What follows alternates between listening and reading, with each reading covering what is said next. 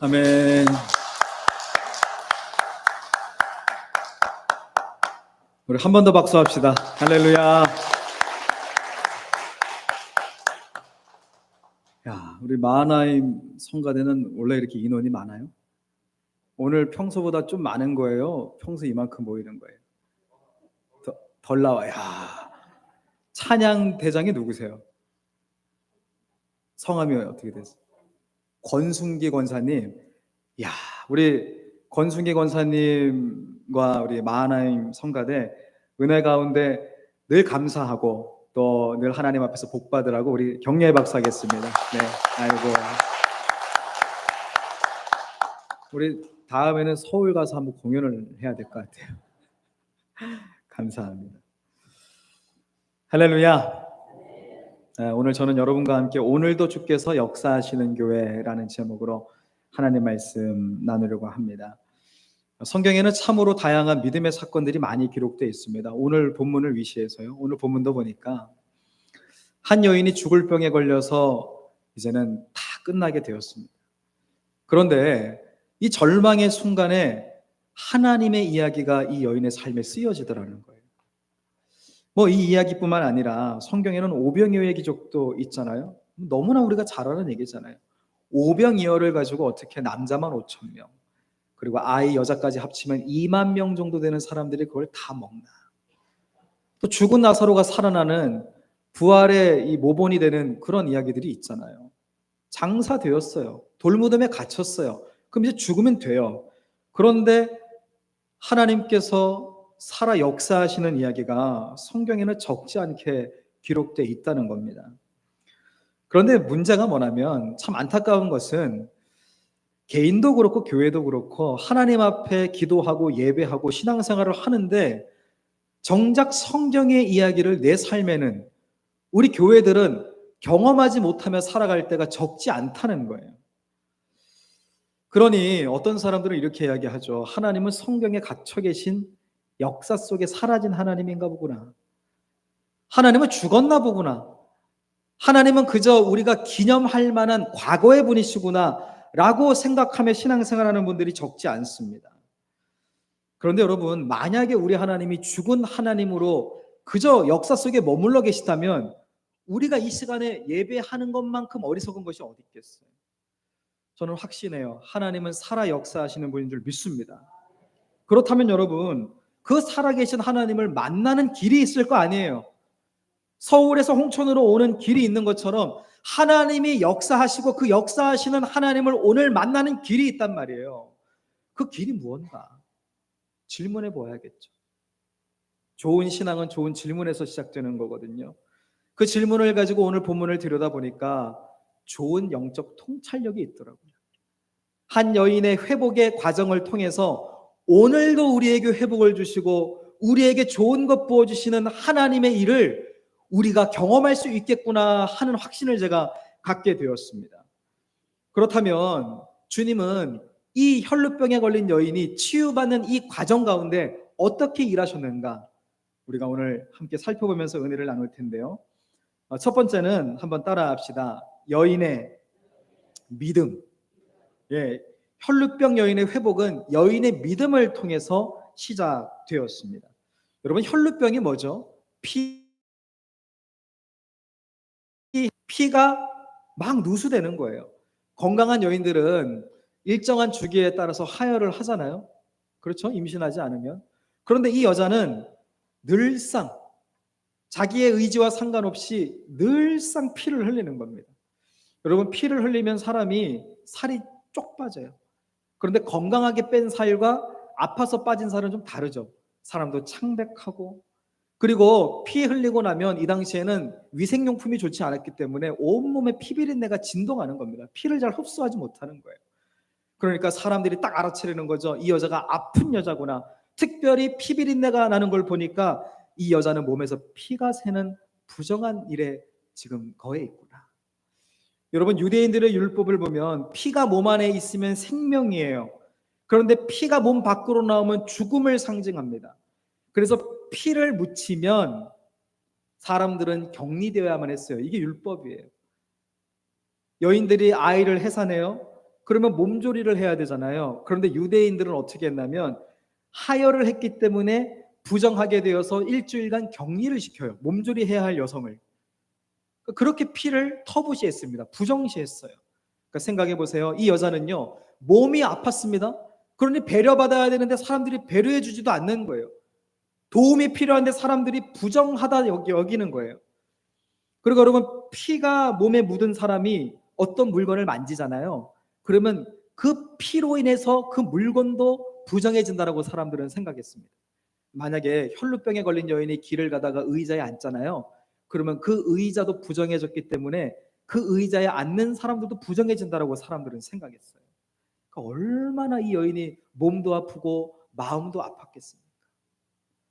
더 마음이 아픈 건 사람들은 이런 병에 걸리면요, 하나님이 저주했다라고 생각했어요. 하나님이 저 여자를 버렸구나. 그러니까 저 여자가 저런 악한 병에 걸렸지, 죄 때문이구나, 이렇게 생각했습니다. 그러니까 내적으로 외적으로 이 여자가 당했을 아픔이 얼마나 커요.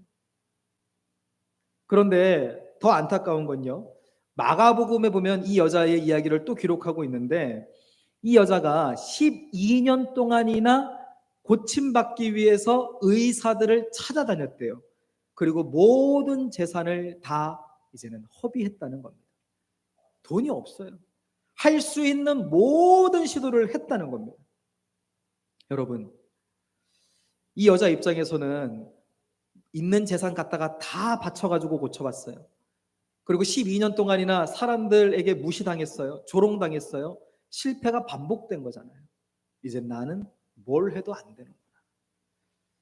우리는 사고할 수 있는 이성의 능력을 갖고 있지 않습니까? 이성의 능력을 갖고 있는 사람들은요, 학습을 통해서 자기 정체성을 만들어 간대요.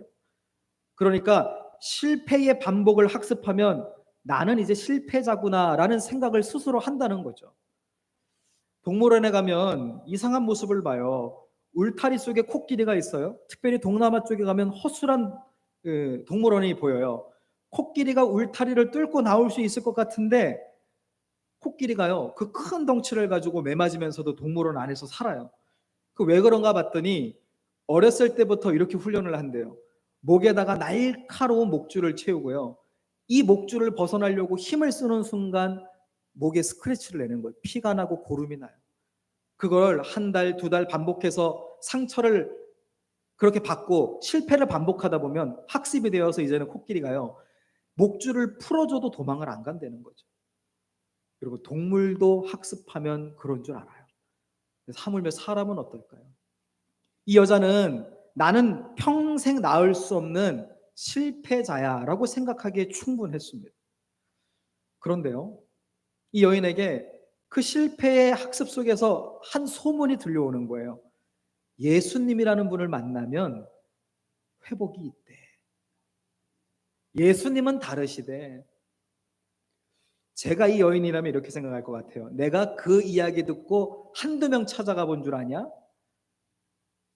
내가 저기 춘천도 가보고 저기 속초도 가보고 심지어 강남도 갔었어. 내가 온갖 데 다 갔어. 그런데 안 되더라고. 그러니까 나 그 소리에 반응 안 할 거야 하고 집어쳐 할 수 있는 거예요. 그런데 이 여자가요, 예수님의 이야기를 듣고 어떻게 했습니까? 예수님을 향한 가능성을 열고 주님께 나아갔다는 거예요. 여러분 따라합시다. 믿음은 주님을 향한 가능성을 갖는 것이다. 사람들은 안 돼요. 우리는 안 돼요. 우리는 실패했어요. 그러나 우리는 할 수 없지만 하나님은 하실 수 있으셔 하는 믿음의 가능성을 가지고 발걸음을 주님께로 옮기는 것, 이것이 바로 주님이 역사하시는 믿음입니다. 할렐루야. 바라기는 우리 만민의 모든 성도들이 하나님 앞에서 이 믿음으로 반응할 수 있기를 축복합니다. 제일 어리석은 교회가 어떤 교회일까요? 과거에 했더니 안 되더라고. 우리가 다 안 되니까. 우리가 지금 몇 년째 신앙생활 하는데 안 돼, 안 돼. 그건 안 되는 교회예요. 그런데 되는 교회는 어떤 교회일까요? 우리가 이전에는 실패했을지라도 오늘 주님이 우리와 함께 하시면 주님이 새 길을 여실 거야. 할렐루야.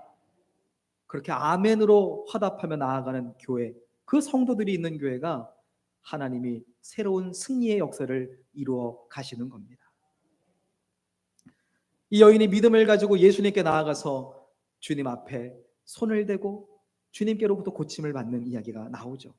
그런데 여러분, 오늘 읽었던 본문의 구조를 보면 예수님과 이 여인이 만나기 전에 가장 먼저 이 만남을 가졌던 사람이 나와요. 따라합시다. 회당장 야이로. 회당장 야이로가 이 여인보다 먼저 예수님을 찾아왔어요. 왜 왔나? 왜 찾아왔나 봤더니 회당장 야이로에게 12살 된 딸이 있었어요. 딸이 아파 죽게 되었거든요. 그러니까 이 회당장이 무슨 수를 써도 고칠 수 없으니까 예수님께 찾아가서 도움을 구하려고, 주님 오셔서 기도 한 번만 해주세요. 주님의 기도에 능력이 있지 않습니까? 도와주세요 하면서 주님을 찾아왔는데, 여러분, 회당장이 뭐 하는 사람이에요? 회당장은 이런 유대인들의 예배당을 관리하는 사람인데, 이 사람은요 영적으로 말씀을 때로는 전하기도 하고 또 자신의 영적 권위를 가지고 설교자들을 택할 수 있고, 그리고 회당의 모든 재정, 경제권을 가지고 그거를 운영하는 능력이 있었어요. 그래서 종교적으로는 민족의 대표격이었고요, 사회적으로도 아주 명망이 높았고요, 그리고 경제적으로도 경제권을 확보한 사람입니다. 대단한 사람입니다. 그 회당장이 예수님께 찾아왔다는 건 엄청난 권위를 주님 앞에 내어놓았다는 거예요. 질문이에요. 예수님을 십자가에 주도적으로 못 박은 사람들이 유대인입니까? 유대인입니까? 헬라인이에요? 유대인이잖아요. 근데 회당장이 누구라고요? 유대인들의 지도자라고요. 그럼 생각해 보세요. 회당장의 그 권위를 가지고 예수님께 나와서 엎드려서 눈물로서 주님 우리 아이 좀 고쳐주세요 하는 그 행위 자체가 유대인들에게는 기분이 나쁜 일이지 않겠어요? 우리는 저 예수가 싫은데, 나사렛 저 뒷골목 출신 목수의 아들 저 예수가 싫은데 왜 우리의 지도자가 저기 가서 굽실거리고 있어? 이거 마땅치 않아. 회당장에서 물러나야 되는 거 아니야? 할 수 있는 거거든요. 여러분, 회당장이 예수님께 나와서 무릎을 꿇었다는 것, 기도 부탁을 했다는 건 자신의 종교적, 사회적, 경제적 모든 것들을 내려놓을 각오를 하고 찾아왔다는 겁니다. 여러분, 그 마음을 가지고, 간절한 마음을 가지고 예수님께 나와왔어요. 그리고 딸이 죽게 되었으니 빨리 가서 기도받아야 될 거 아니에요. 그런데 갑자기 깜빡이도 안 켜고 이 혈루병에 걸린 여인이 예수님의 시간을 낚아채는 거예요. 자기 집 모시고 가야 되는데 갑자기 이 여자가 예수님의 시간을 뺏어버리면서 예수님의 옷에 손을 대면서 치유를 받으면서 대화가 이어지면서 시간을 뺏긴 거예요. 성경을 조금만 더 읽어 내려가다 보면 회당장의 딸이 죽죠. 예수님은 잔다 했지만 이 여자는 죽었어요. 딸은. 회당장 야이로 입장에서는 급한데 시간을 뺏겼으니, 더욱이 자기는 사회적으로 신분제 사회에서 제일 고위층에 있고 혈루병에 걸린 여인은 제일 하층민이란 말이에요. 그러면 여러분 생각해 보세요. 제가 회당장이면 권위를 가지고 뺨이라도 치겠어요. 어디 니까짓 게 말이야, 내 시간을 뺏어. 내가 모든 걸 걸고 주님께 나왔는데 네가 뭔데 말이야, 내 자리를 뺏어 임마, 이러면서 때리지 않았겠냐고요. 욕하지 않았겠냐고요. 화내지 않았겠냐고요. 그런데 성경 어디에도 회당장 야이로가 여인의 뺨을 때렸다거나 멱살을 잡았다거나 사람들을 시켜서 돌로 쳤다거나 이런 이야기가 없어요. 무슨 의미일까요? 회당장 야이로가 여인에게 자신의 급한 시간에도 불구하고 그 모든 것들을 여인이 예수님과 교제할 수 있도록 시간을 배려했다는 겁니다. 여러분, 질문이요. 왜 야이로는 그 시간에 화내지 않았을까?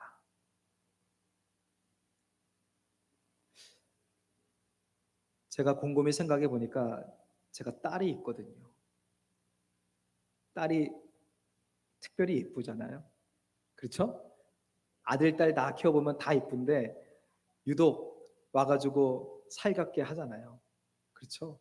지금 우리 아들이 저기 있어가지고 1부대처럼 못하겠는데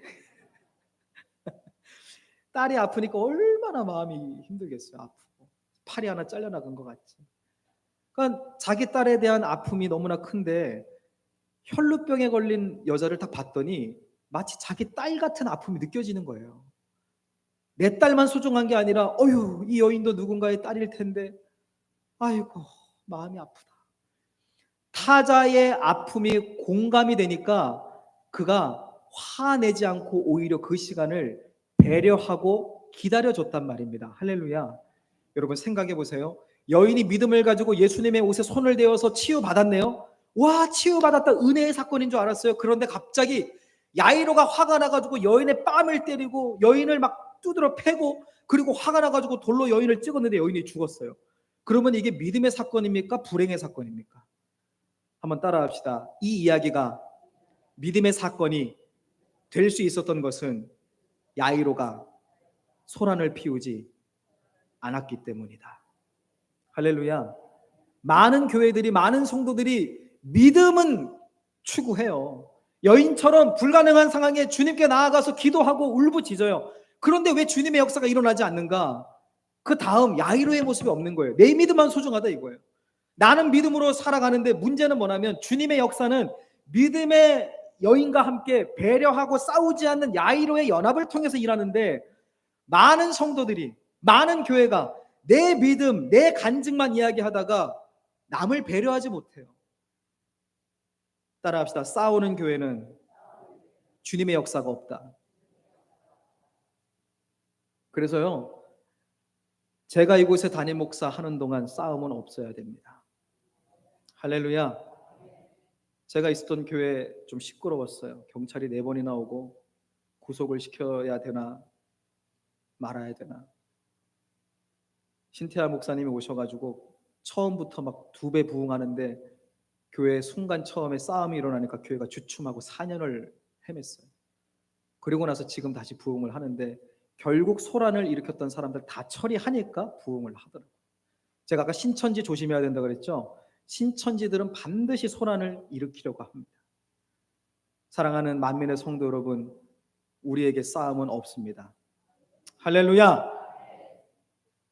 담임 목사를 세우신 하나님을 믿으면서 강단에서 울려 퍼지는 영적 지도에 따라서 여러분이 발맞춰 나갈 때 우리 만민교회가 홍천을 아름답게 하고, 더 나아가 강원도를 아름답게 하고 하나님 나라를 아름답게 하는 좋은 교회 될 줄 믿습니다. 그런가 하면 오늘 이 본문에 보니까 여인의 믿음과 함께 야이로의 배려, 야이로의 인격적인 모습, 그 모습과 함께 그 다음에 함께 연합했던 요소가 하나 더 있어요. 따라합시다. 따라 라고 불러주신, 다시 자막 없어요? 따라 하고 불러주신 예수님의 은혜를 추구해야 합니다. 제가 앞서 말씀드렸지만 이 여인이 예수님의 옷을 만져요. 그리고 그 옷을 만져서 치유를 받거든요.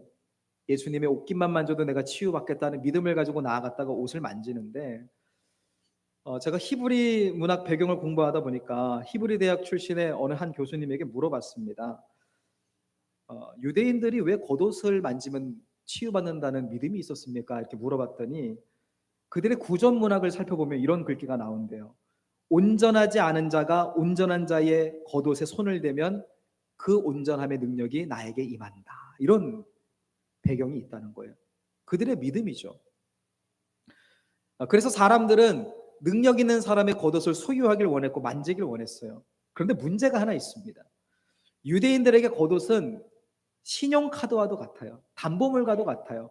자, 유대인들이 살고 있는 이 팔레스타인 지역의 기후가 어떤가 봤더니 새벽에는 영하로 떨어지는 일들이 많아요.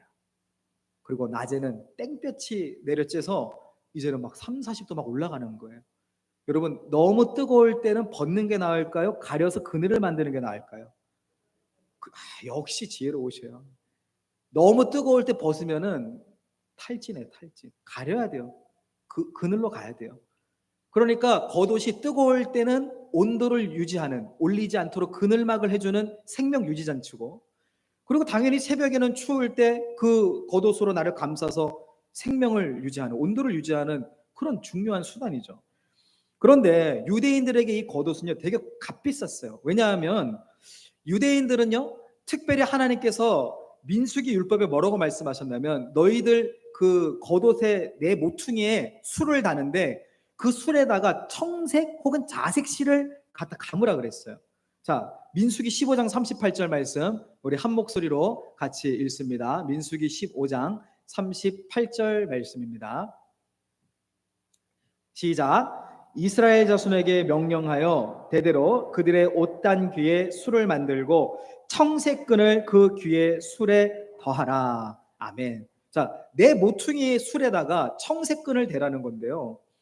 이 당시에 염색 기술이 부족했거든요. 그러니까 청색 염료를 구하려면 지중해 바다에서 뿔고동 1만 마리 이상을 채취해야지 이렇게 염색을 할 수 있는 거예요. 여러분, 뿔고동 1만 마리를 가져다가 염색 연료로 쓰려면 이 겉옷이 비쌀까요? 비쌀까요? 엄청 비싼 거예요. 생명도 유지해야 되고 값도 비싸고. 그러니까 이 겉옷은 너무나 중요한 겁니다. 집안의 갑오와도 같은 거예요. 함부로 손대면 안 돼요. 그런데요, 이 여자가 예수님의 겉옷에 손을 댔거든요. 혹시 제가 만민교회 담임 목사라고 해서 우리 성도들이 제 카드에 신용카드 손대면 돼요? 안 돼요? 제가 용서는 해드릴게요. 제가 일전에 청년부에서 설교하고 있는데 우리 아들이 그날 맛있는 걸 먹고 싶었나 봐요. 돈이 없었나 봐요. 그랬더니 저한테 뭐라고 하냐면, 아빠, 오늘 내가 아빠 지갑에 카드에 손을 대가지고 긁으러 갈게, 이렇게 한 거예요. 그리고 실제로 제 지갑에 있는 카드를 가지고 갖다 썼어요. 그걸 우리 청년들이 봤네요.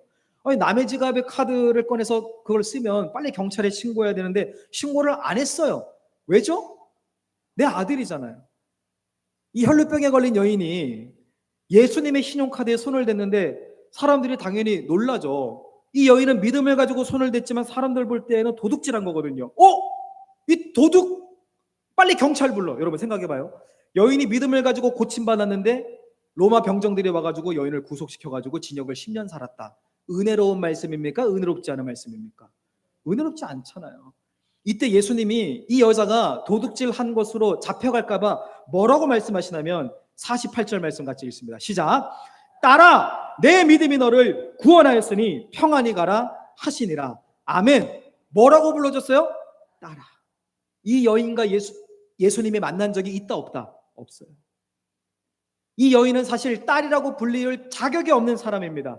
그런데 주님이 은혜를 베풀어 주신 거예요. 딸아, my daughter, my son, 너는 내 아들, 딸이야. 여러분, 그 이야기를 듣고 났더니 사람들의 경계심이 풀려버리는 거예요. 아, 가족이었구나. 여러분, 그리고 나서 이 여인의 아름다운 치유의 이야기가 하나님 앞에서 아름답게 끝이 나죠. 사랑하는 만민의 성도 여러분, 그동안 어쩌면 우리 개인 신앙생활, 교회 생활에서 우리가 믿음의 사건을 보지 못한 이유가 어쩌면 우리는 믿음만 강조했기 때문은 아닐까 생각해봐요. 믿음 중요하죠. 그러나 믿음만 강조하면 안 됩니다. 믿음과 함께 서로 싸우지 않고 소란 피우지 않는 야이로 회당장의 그 배려와 인격적인 모습이 함께 더해질 때 하나님은 역사하십니다. 그리고 따라라고 불러주시는 예수님의 전적인 은혜, 그 은혜가 우리 교회와 개인에게 있을 때 하늘의 아름다운 이야기가 쓰여지는 줄 믿습니다. 한번 따라 하십시다. 주여 은혜를 주시옵소서. 기도합시다. 하나님, 우리 사랑하는 만민의 성도들을 축복합니다. 시간과 장소를 구별하여 주일 예배 드리러 나왔습니다. 하나님, 오늘도 살아 역사하시는 하나님의 은혜 가운데 우리가 들어가기 원하오니 주여 우리에게 예수님을 향한 가능성을 열고 나아가는 믿음을 주시옵소서. 더 나아가 야이로 회당장처럼 상대방에 대해서 배려하고 인격적으로 대하고 소란 피우지 않는 우리의 그 따뜻한 마음도 주시옵소서. 그리고 우리가 아무리 열심을 내어도 우리에게 자격 없지만 은혜 베풀어 주시는 하나님의 은혜 없이 아무것도 안 됨을 믿으며 은혜를 구하는 겸손함도 주시옵소서. 예수님 이름으로 기도합니다.